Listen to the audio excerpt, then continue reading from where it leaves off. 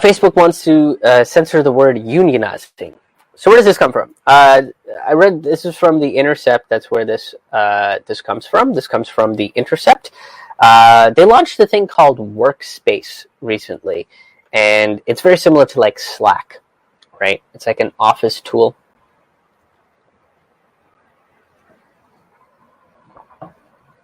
And Facebook does this quite often. They introduce like rooms, which is supposed to be similar to Zoom, I guess. Their video platform is changing to the same way that YouTube does their video platforms, where it like automatically starts playing stuff in the background. There's a Facebook Watch thing. So they're basically trying to like monopolize internet activity. They are trying to keep you on their site for as long as they possibly can. And look, people are already on Facebook forever. Like people I do this shit too. I'm not saying that I'm above this, but people will just like randomly scroll through Facebook just looking at the same posts over and over again. It's like, oh yeah, okay, that's happening. And that's like people are already on the site. You don't need to create all this nonsensical bullshit to keep more people on your fucking site. So this workplace thing is essentially like a way for people to be on Facebook while they're at work, because they basically realize like, yeah, a lot of times, you know, we're not doing shit. You know, we got to wait for these fucking reports to come through from another department, and that department's too busy jacking themselves off or whatever the fuck. Like, I've been in a corporate environment, and it's super, like, I hate it. I hate it so much. But it's like, it's just, I know that environment, and it's very, very aggravating. And so when you're waiting for a different department to get back to you about a thing, then, yeah, we go on Facebook. That's just what you do. It's like that's like an open secret, right? It's like everybody's on Facebook at work. Okay, that's what we do, you know. So now they made this thing called Facebook Workspace, where you can just openly be on Facebook at work, and you know, so like you don't get in trouble with the boss. There's a feature that lets administrators censor certain things that the company might deem as controversial. And this includes, the example they gave was like, oh, I don't know, like if you want to censor the word unionize, was the example they gave. So it's like, oh, nobody gets to see anything that says unionize. And so everybody was just like, holy shit, did Facebook just come out and say that they don't want people to unionize? Like they're trying to censor anything that talks about unionization. That's saying anything good about unions, right? And people kind of freaked out about it. And it kind of makes sense because look who's using Workspace, right? Companies like Walmart are using Workplace. The Singapore government is using Workplace. Discovery Channel, Starbucks, Campbell's Soup. All these companies use Workplace, and all of these companies have been about union busting. They are not pro-union companies.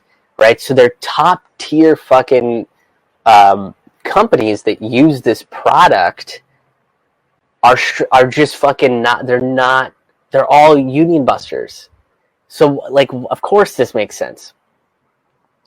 Now, Karandeep Anand, who is the product developer behind Workplace, came out and apologized, and he was like, "Hey, you know, we misspoke. We shouldn't have given that example.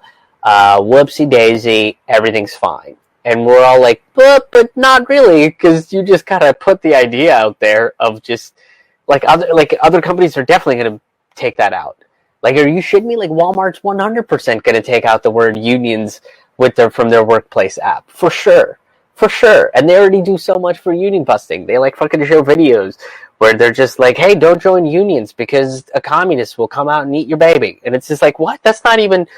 I don't think you know how unions work. And they're like, we don't care. Communism. That's what it is. It's all about communism. And America is great. Number one, champion, freedom.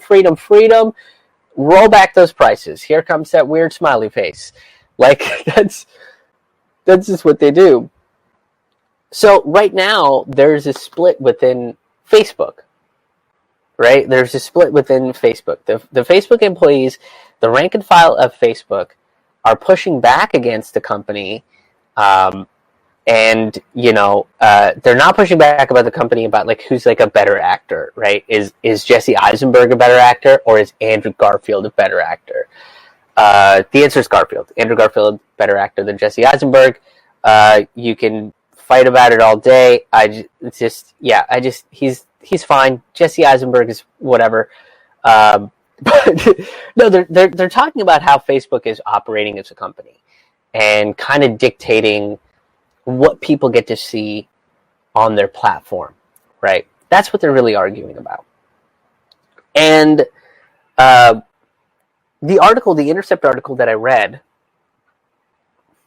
it said that they had a laissez-faire approach to political content, which is super not true. Like, they're very strict about making sure that certain political content doesn't get shown to certain people, right? Like, there's a ton of stories about, like, my friend Lee Camp. My friend Lee Camp hasn't broken 336,000 people on his Facebook page because every time a new person likes his page, somebody else gets taken off, and it just won't let him grow his page any further than that. So they don't have a laissez-faire approach to data censorship. Like, they have a very hard-lined approach to it. I can't remember exactly but it was like 2018, 2019, somewhere within that range. I think it was roughly 700 or 800. I don't know the numerics exactly.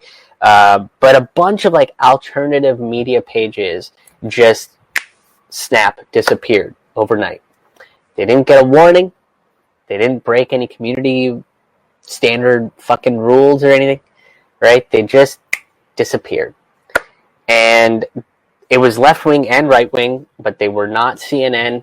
It wasn't Fox News or MSNBC. They were like alternative news sites that are kind of powered by the people, right? They work on donations and sustaining memberships very similarly to me. So when that happened, I was just like, holy shit, is that going to happen to me? Because, like, I don't have a huge page or anything, but, it is scary to think about. Because you're like, holy shit, is this going to happen to me? And, they like just disappeared. If you look at the Cambridge Analytica leaks, that proved that they're selling data and they're manipulating data for political campaigns. The Cambridge Analytica leaks basically found out that an American billionaire paid a British company that worked with Facebook to manipulate people's votes. That's what happened.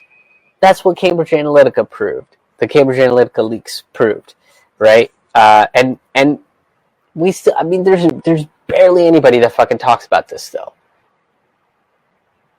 They don't have a laissez-faire approach to politics.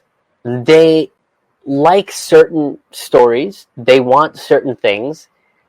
What keeps people on the site is not intelligent discourse and conversation, but rather people going up against the throats. The more divisive you can be as a commentator or a news site or what have you, the better it is for fucking Facebook. So that's the kind of stuff that they want. So if I'm trying to sit here and have this conversation about, like, hey, here's the information that we have, and this is what I can extrapolate from this, and this is the hypothesis that we can make. Let's have a discussion about it. They don't want that kind of shit. They want me to come out and be like, Facebook is trying to kill unions. They're coming in and they're using their robots. The robots are coming in there and they're punching union members in the dick, and then they're punching union presidents up the urethra. That's what they're doing. They're using their urethra punching robots, and then everybody's like, what? This is crazy. And then there's a battle between, and that keeps people more engaged in the site. They want that kind of shit. They want more divisiveness. So any channel that doesn't promote that kind of divisiveness, and speaks about facts and calls them out on their own bullshit and doesn't kind of addresses the technocracy for what it is, they get deleted off the site. They also have a program, this is fucking hilarious, they have a program called American Edge, which is a dark money venture that's supposed to be more forceful on lawmakers about regulation to Facebook itself.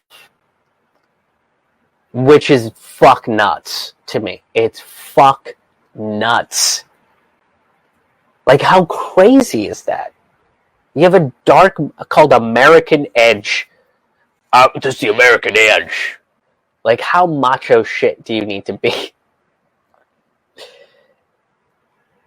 But this is what they are, man. They're a company they're trying to make money and they're trying to control data.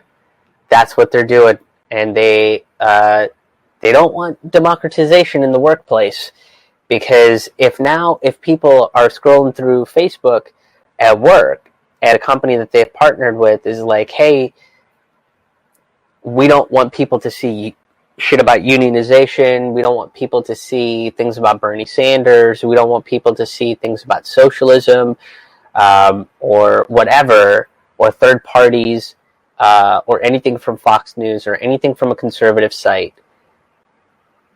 I mean, that's censorship on a massive, massive scale. And Facebook gets to allow them to do that. It lets other corporations do that. So then corporations can basically pay Facebook to give them more authoritarian control over what people get to see and don't see on Facebook. So, keep your eye out on that. Hey folks, thank you so much for checking out this video. Thank you very much for tuning into this channel. If you enjoyed the video, if you like what you see here, please give it a thumbs up and share this out with whoever you think would benefit from this. Share it with your friends, your family, your enemies, whoever you think needs to watch content like this. And I'm also going to be doing live virtual stand-up comedy shows via Zoom, called the Citizen Revolution comedy shows. Tickets are available for those right now. You got to get your tickets, and you got to get them as soon as you possibly can, for two reasons. One, that's how I'm going to be able to communicate the login information to you guys. That way we don't have any unwanted visitors showing up in the virtual theater, the Zoom virtual theater. And I'm just one man, and it's very difficult to keep track of a bunch of different people that I need to give tickets out to. So that's how I'm going to be able to communicate the login information as efficiently as possible. The second reason to get them quickly, too, is because they're limited spots, and half the ticket sales are going to help a grassroots organization, venue, journalists, and so on and so forth. Every single week, it's a brand new show, and every single week we have a brand new grassroots organization or venue or journalist that we are going to be donating half those ticket sales to. So if you want to be a part of that, please get those tickets as soon as you can. And you can make a one-time donation. You can become a sustaining member by going to my website, krishmohan.com, as well, KRISHMOHAN.com.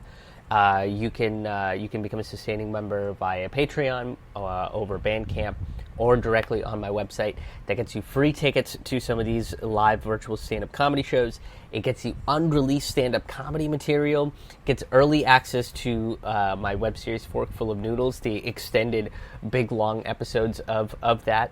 You also get, if you miss a Citizen Revolution show, we got you. We put those up for our patrons and our sustaining members to check out. So I hope you guys can, if you have the ability to make a donation, you do. If you have the ability to become a sustaining member, that you do. But the important thing is to make sure that you like, share, and subscribe to this stuff, because content like this often doesn't get shown to the maximum number of people. So I depend very much on you guys to get the word out there. Thank you so much for tuning in. I really appreciate it. I really appreciate all the people that do tune in, that have become patrons, that have made donations, that buy these tickets. You guys are fucking awesome. It's sure as hell helping me out, in this tough time, and it's helping me continue produce these shows at a higher quality than before, and keep pushing to create these videos to the best of my ability, and add the cooler bells and whistles to it. I'm the only person that works on these shows. I'm doing all this stuff, so every little bit, every sustaining member, and every ticket sale totally fucking helps out, and I appreciate the hell out of it. Thank you so much, and we'll see you at the next video.